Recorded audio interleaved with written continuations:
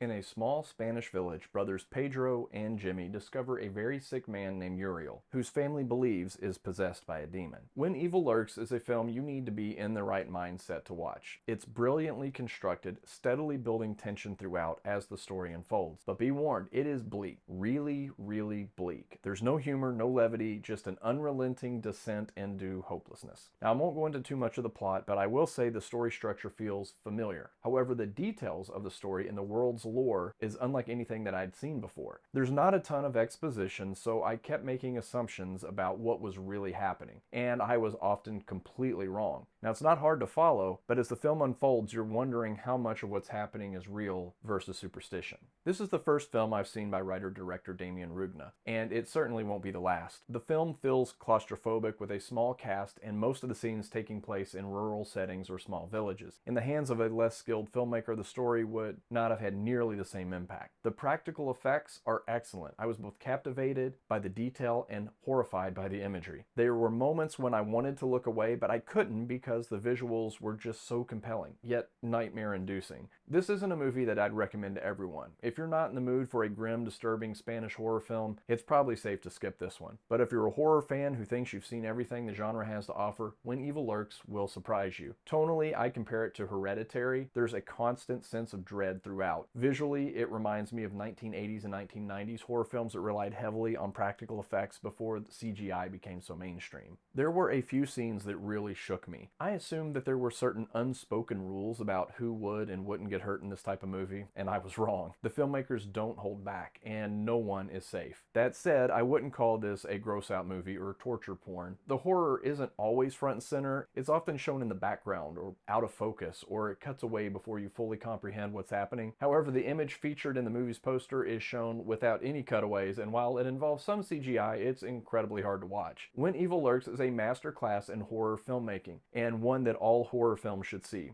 It's a slow burn with bursts of intense, unsettling action. It's easily one of the best horror films of the decade.